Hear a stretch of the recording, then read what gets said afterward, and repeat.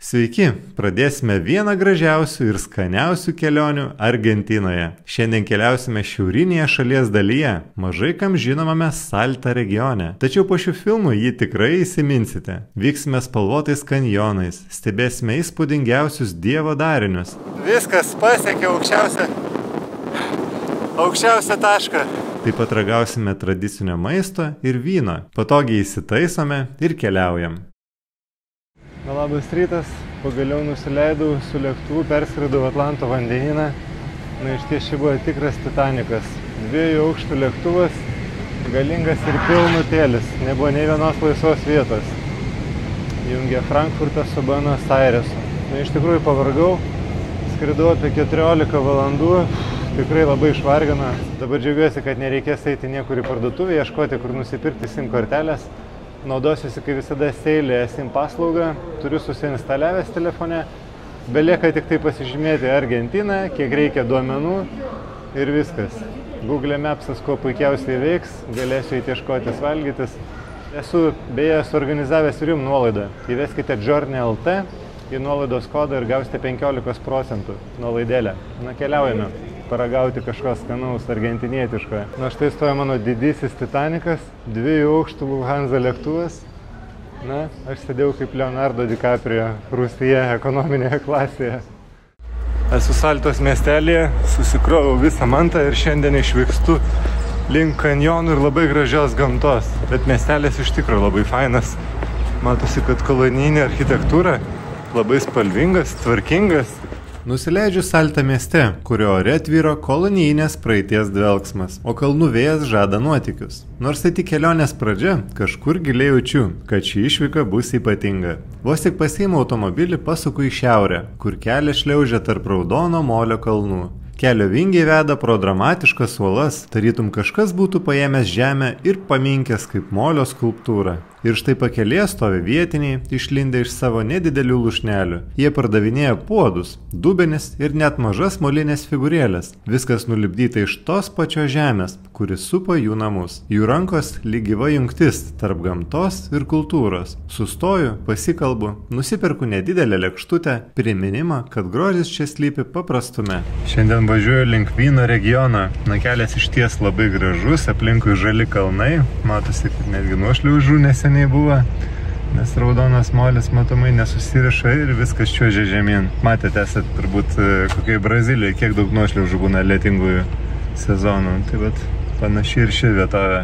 Toliau kelias vingiuoja aukštyn. Pro langą matau laisvai besiganančias karves, piroškas. Kartais jos stovi tiesiog vidury kelio, tarytum sargybiniai, kurių turi atsiprašyti, kad pravažiuotum. Čia gyvenimas teka lėtai, tarsi kiekvienas žingsnis būtų daromas su apmąstymu. Pro debesis kartais pasirodo saulė, šilta, bet nesvilinanti, tokia, kuri glosto. Ir tada pirmasis rimtas wow, atsiveria vaizdas į kalnų keteras, kurios tarsi nudažytos vandens spalvom, nuo šviesiai rusvų iki deginto raudonio, nuo ochros iki gilios violetinės. Tai natūralus meno kūrinys, sukurtas vėjo, lietaus ir milijonų metų. Sustoju, išlipu, įkvepiu ir žiūriu. Ta akimirka jaučiu, kaip kažkas manyje pasikeičia, tarsi būtum peržengęs ribą iš kasdienybės į kažką tikro, laukinio ir gražaus. Kuo toliau važiuoju, tuo labiau keičiasi gamta. Dar vis važiuoju prie upės, bet jaučiu, kad drėgmės mažėja ir kalnai nebe tokie žali, daugiau molio matosi, bet labai gražu. Visiškai kitokia Argentina šioje vietoje. Labai įdomios Sandoros kalnai, kadangi labai daug molio šioje vietoje, tai vietiniai ir puodų žiedžia, ir pardavinėja juos, bet ir drėgna, ir palyja, ir kaktusai auga, visko čia yra, bet gražios spalvos, labai toks ryškus, sodrus molis. Kadangi šiandien sekmadienis vyksta įvairiausi renginiai, vietiniai žmonės ir pietauja kartu, ir didžioji mugė. Eime į mugę, pasižiūrėsim.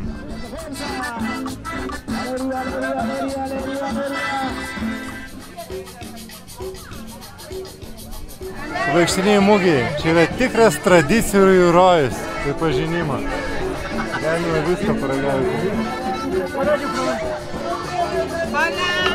Ir blineliai su kumpiu sūriu matau. Vietiniai šonkauliukus, grilį kerta. Ir aš kažką būtinai paragausiu. O šioje pusėje turgelis, Vietiniai ūkininkai atveža savo kukurūzus, pupeles, moliūgus. Matau dar abrikosų. Bet pasižiūrėkite, kokie galingi kukurūzai.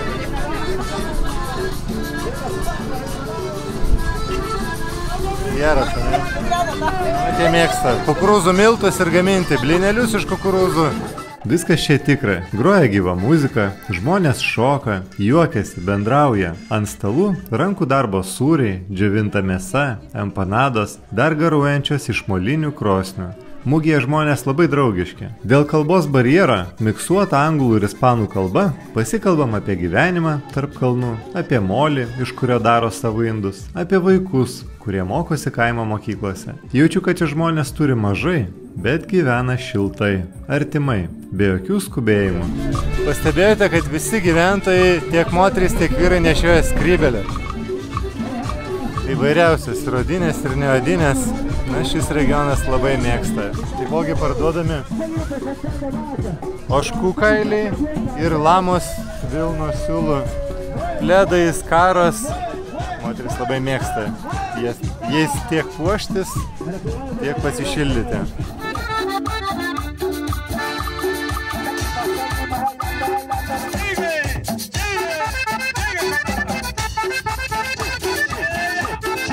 Na štai ragavom, gavau štai tokį didžiulį veršienos karbonadą. Matau, kad yra pridėta ir kumpio, pomidorų, sūrio.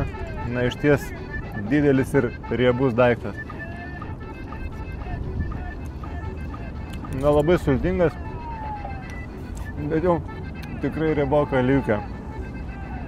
Na skonis labai geras, prieskoniai geri. Matau daug oregano, sūris labai švelnus. O brolis turi gerą veršio karbonadą be priedų. Na iš ties šiek tiek netgi primena Lenkiją, nes ten labai dideli karbonadai. Jeigu esate važiavę su automobiliu per Lenkiją, tai turbūt esate sustoję Užeigoje. Nežmoniško dydžio karbonadą, aišku, ten kiauliena, bet šį kartą jau veršiena, nes sako, kad Pietų Amerikoje labai gerai.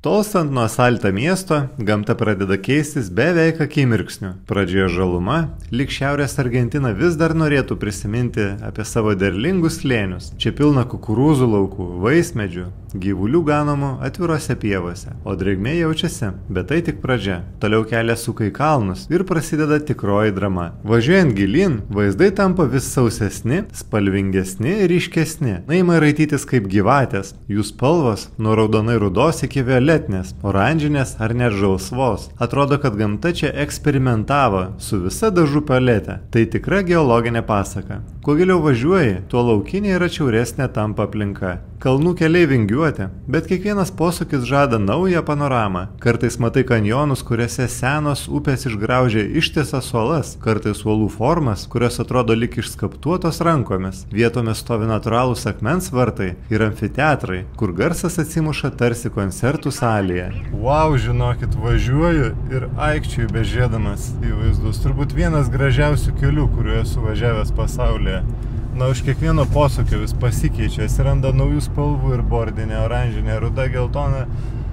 Tiesiog tikrai be galo įspūdingos vietovės ir dar vis gerės, šiandien bus tikrai labai gera, graži diena. Būtinai žiūrėkite visą filmą iki galo, pamatysite, kokių gražių yra vietų Argentinoje.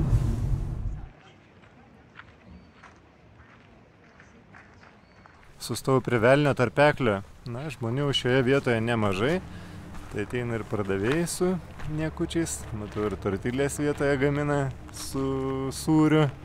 El Amfiteatro. Iš pradžių atrodo kaip dar viena ola, bet jei nugiliau, pro siaurą įėjimą tarp dviejų aukštų sienų ir staiga viskas atsiveria. Tai milžiniška natūrali ola, tarsi išskobta iš vidaus. Stovi viduryje ir jauti, kad esi mažytis. Sienos kyla viršų kaip milžiniški laiptai, olos forma beveik tobula, kaip senovės romėniškas amfiteatras. Tik padarytas ne žmogaus, o gamtos. O garsas čia nerealus. Jei paploji rankomis ir tyliai pašneki, aidas grįžta atgal, taip aiškiai, kad atrodo lyg kalbėtum pats su savimi, iš kito pasaulio. Ne veltui, čia kartais groja gatvės muzikantai. Net viena fleitos nata užpildo visą erdvę. Na, užsirangiau gilinį Diablo tarpeklį, Velnio tarpeklis, tai galėtų saulė šviesti iš kitos pusės, tada visos šios įdomios formos visai kitaip atrodytų. Bet įdomu, vaizdo įraše sunku perteikti, bet iš tikrųjų viskas taip kyla į viršų, nors ir sluoksniai lygus atrodo, bet viskas labai kampu pavirtę.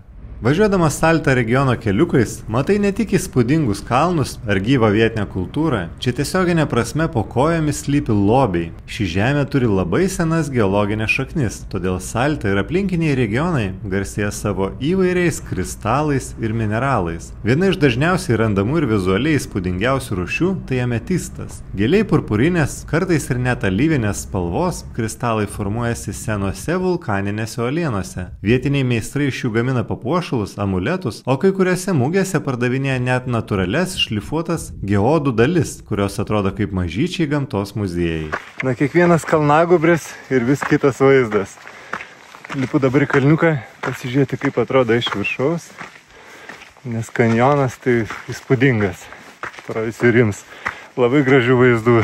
Kitas dažnas radinys – kvarcas, skaidrus, o kartais net su švelniu dūminiu atspalviu. Jis dažnai randamas kartu su ametistu, tolstant į sausesnes dykumėtas vietovės. Kartais galima aptikti ir gipso kristalų. Raudonos, rūdžių spalvos dėmės ant uolų dažnai rodo hematito ar kitų geležies oksidų buvimą. Retesni, bet labai įdomus radiniai – malachitas ir azuritas. Jie randami senose kasyklose, ypač netoli Salto ir Čukčui regionų. Visa tai – Salto regiono paslėptas pasaulis. Jis saugo milijonų metų istoriją, užšifruota akmenyse. Vietiniai pardavėjai prie šių uolų pardavinėja įvairius akmenis.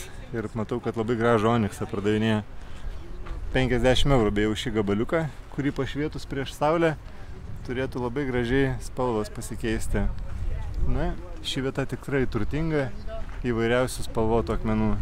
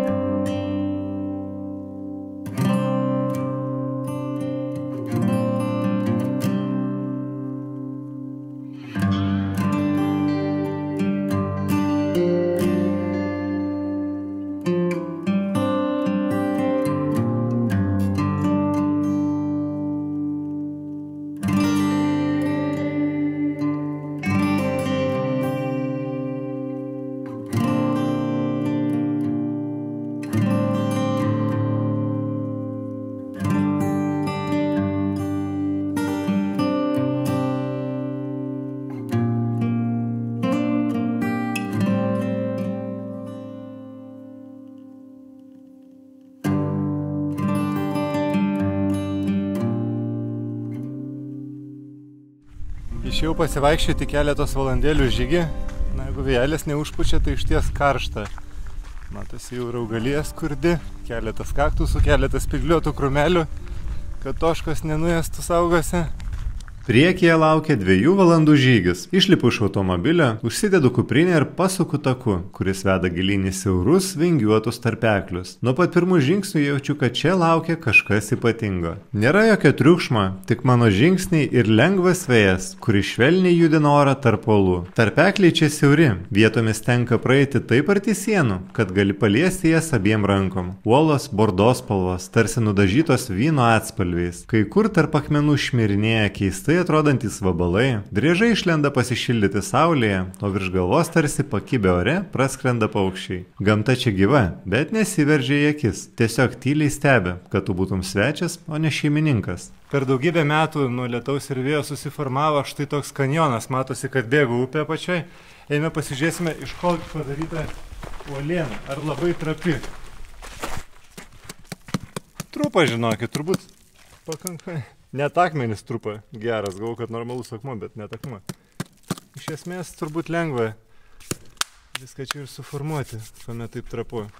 Kelias kartais lipa aukštyn, paskui vėl leidžiasi, bet niekada nebūna nuobodu. Kiekvienas posūkis atveria naują vaizdą. Vienur stovi išgraužtos uolos, kurios primena arkas ar skulptūras, kitur siauri plyšiai, kur vos prasiskverbia šviesa. Gamta čia viską darė lėtai per 100 000 metų ir tai jaučiasi. Einant vis toliau kūnas pavargsta, bet akis nepavargsta stebėti. Nėra nei ženklų, nei žmonių, tik aš, kelias ir šitos bordos spalvos sienos, kuriuose užfiksuota žemės istorija. Ir nors tai tik poros valandų žygis, jis atrodo kaip mažas nuotykis, kuriame atsijungi nuo visko ir tiesiog būni.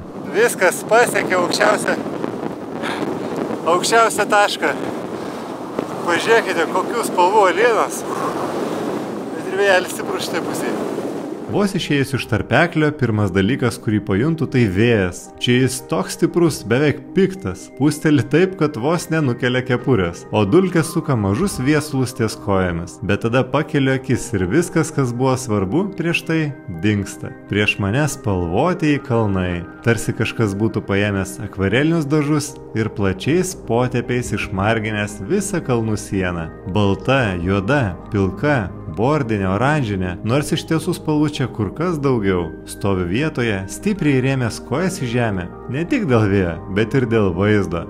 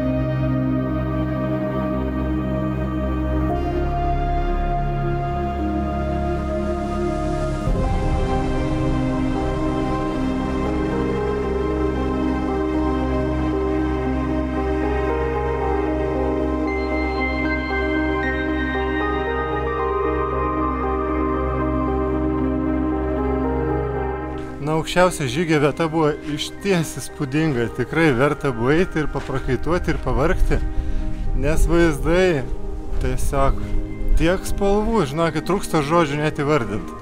Į vieną pusę pasižiūri baltų spalvų reljefai įvairiausios formos, kitoje vietoje molio spalvos, trečioje kalnas sudarytas iš 3 spalvų - baltos, pilkos, bordo. Na, vieta tai super įspūdinga, o svarbiausia, nei vieno daugiau žmogaus nebuvo. Aš vienintelis pasistačiau automobilį žygio pradžioje. Vietiniai argentiniečiai, kurie keliauja, jie sustoja tik tais Miradorose, viewpointuose, kur gali apžvelgti, toliau sėsti automobilį ir važiuoti. Na, bet šitos vietos iš automobilio nieks negali pasiekti, reikia žygiuoti. Super įspūdinga vieta, labai gražu buvo. Išvykstu iš spalvotųjų kalnų dar ne kartą atsisukęs, tarsi akimis bandyčiau įsiminti kiekvieną atspalvį, kiekvieną vingį. Kelias dabar leidžiasi žemyn, bordo spalvas keičia šviesesnė žemė, kraštovaizdis lėtai švelnėja. Vėjas rimsta, po kiek laiko horizonte pasirodo pirmieji ženklai, kad atvykstu į visai kitą pasaulį - vynuogynus. Kafajatės slėnis. Čia kalnai nutolę, o platus lygus kraštas nusėtas tolygiais vynuogių laukais. Viskas žalia, gyva, saulės nutvieksta. Oro kvapas pasikeičia, jaučiasi drėgmė, lengvas žemės aromatas ir kažkur tolumoje vyno kvapas. Važiuoju pro nesibaigiančius vynuogynus. Kiek akis apriepia, visur žalia žaliuoja vynuogės. Argentiniečiai tikrai pakvaišę dėl vyno. Bet šis regionas netgi nėra pats populiariausias vyno regionas Argentinoje. Mendoza garsėja kaip populiariausias. Ten tiesiog 100 kilometrų, kiek akis užmato, visur želia vynuogynai.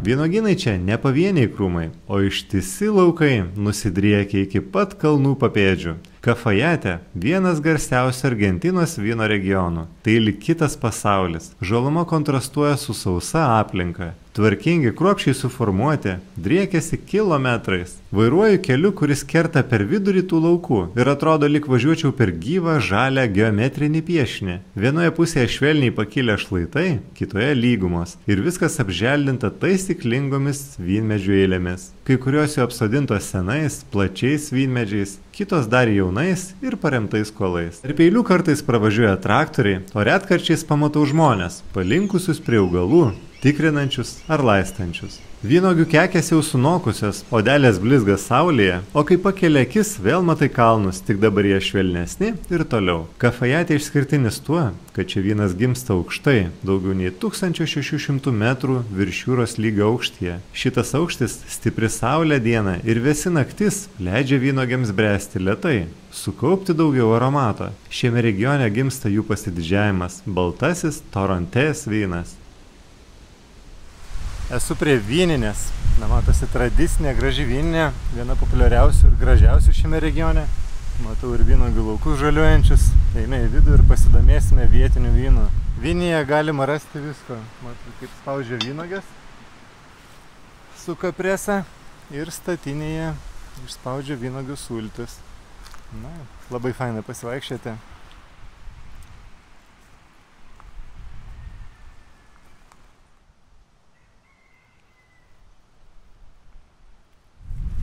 Argentina yra lyderė Pietų Amerikos vyno produkcijoje. Vienas populiariausių turbūt raudonos Malbec vynuogės. Pasižiūrėjau, kad visi vietiniai geria praktiškai Malbec vyną. Labai skanus, aš irgi jį naudoju prie jautienos patiekalų. Apragausime, matau. Derlius jau nuimtas, bet vynuogių dar yra. Kokios saldžios skanios. Trigubai skaniau, kuomet vynuoginė nusiskuni. O ne parduotuvėje nusipirkė.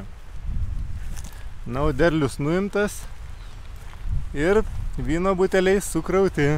Laukia. Užsuku į nedidelę vyninę. Gidė rodo seną spaudyklą, dar iš kolonijinių laikų. Medinė, su girnomis, kurios kažkada buvo sukamos rankomis. Šalia švariai išrikiuotos didelės medinės bačkos, kuriuose dabar brandinamas vynas. Vienoje patalpoje šviesa krenta pro mažą langelį, kitur vėsuma ir tyla. Viskas paprasta, bet tikra. Toks pasivaikščiojimas tarsi mažas žvilgsnis į tai, kaip gimsta vynas. Lėtai, kantriai, metų metais. Šiandienos mano galutinis taškas vairavimo yra vyninė. Strategiškai taip suplanavau, kad galėčiau paragauti vietinio argentinietiško vyno. Šis baltas vynas pagamintas štai šioje vynėje. Pabandom. Na, išties labai gardus. Vyninėje ragauju žuvį šį kartą.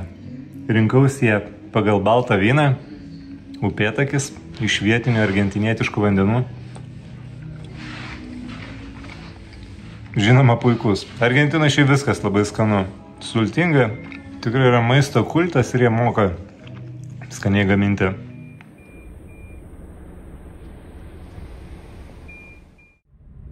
Naujas rytas. Saulė dar tik kyla virš kalnų keterų, oras vėsus, gaivus, pilnas tylos. Išsverdu kavos, atsisėdu lauke ir žiūriu, kaip šviesa lėtai nuslenka per raudonus šlaitus. Viskas aplink atrodo lyg nudažyta iš naujo. Spalvos ryškesnės, o šešėliai ilgesni. Susikraunu daiktus, užsisegu diržą ir tęsiu savo kelionę. Kelias vingiuoja tolyn per Salta regioną. Vėl prasideda tie kraštovaizdžiai, kuriuos norisi sustabdyti kiekviename posūkyje. Bordo uolos, žalsvos kalvos, rusvos dykumos, vietomis net baltos druskos dėmės. Atrodo, kad važiuoji per gyvą paveikslą, kuriame kas kelias minutės pasikeičia spalvų paletė. Už mano nugaros Los Castillos. Vietovė labai vėjuota, tačiau įspūdinga. Matote uolas ir šalia pratekanti upė nuolatos formuoja, keičia formas ir tiesiog suformavo panašius darinius į pilį. Vat koks yra nuostabus gamtos kūrinys.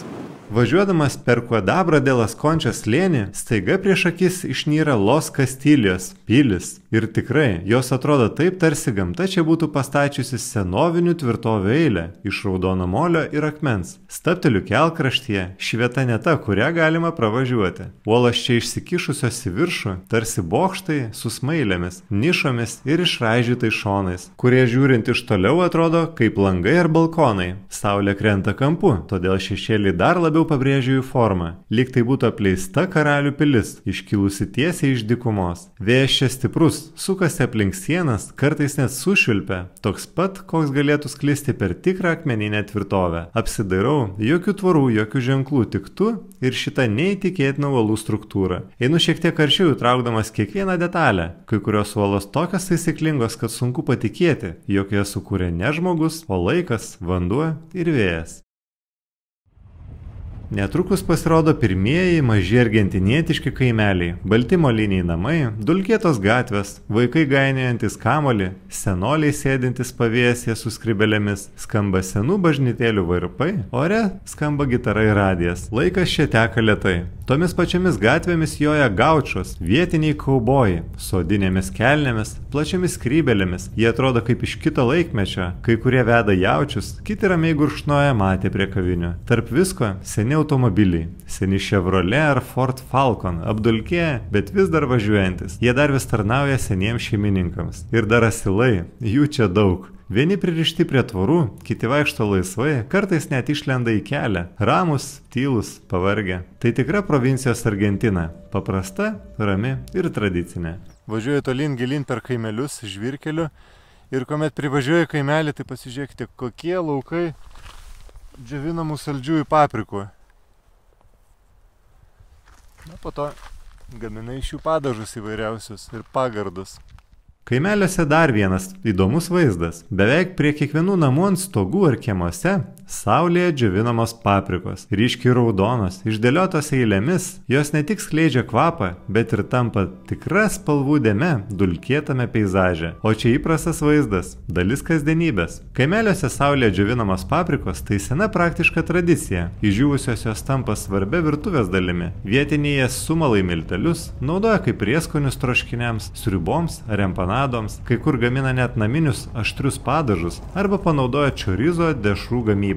Tolstu nuo kaimelių, kelias vis kyla aukštyn ir aplinka darosi vis labiau laukinė. Ir tada bum, pasirodo milžiniški kaktusai. Ne šiaip vienas ar du, o ištisos giraitės, išsibaršiusios šlaituose, kalvose, visur aplink. Kai kurie kaip maži medžiai, 3 ar net 4 metrų aukščio. Atrodo, kad jie čia stovi nuo neatmenamų laikų. Jų kamienai suskilinėja nuo saulės, vėjo ir metų, pilni smulkių spiglių. Sustabdau mašiną, išlipu, tyla visiška. Bet tik pažiūrėjus iš arčiau suprantu, kad čia tik atrodo tuščia. Kaktusai pilni gyvybės. Maži paukščiukai, pilkšvi, smulkus, suka lizdus tiesiog tarp atšakų. Stoviu, klausausi, čirškesys, tylus plazdenimas, kartais vienas trumpas paukščio garsas lyg priminimas, kad net tokie dykinė vis tiek verda gyvenimas. Ir suprantu, šitie kaktusai ne tik įdomi forma ir peizažas dronui, jie tikras mikropasaulis, namai, pavėsis ir slėptuvė. Šioje vietovėje labai gausu kaktusų ir pasižiūrėkite, kokie dideli ir gražus.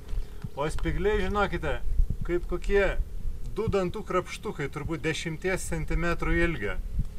Kartais matosi, kad kaktusai yra skylučių, tai va ten gyvena paukščiukai, nes medžių matote aplinkui nėra, o kažkur prieglobstį turi susikurti.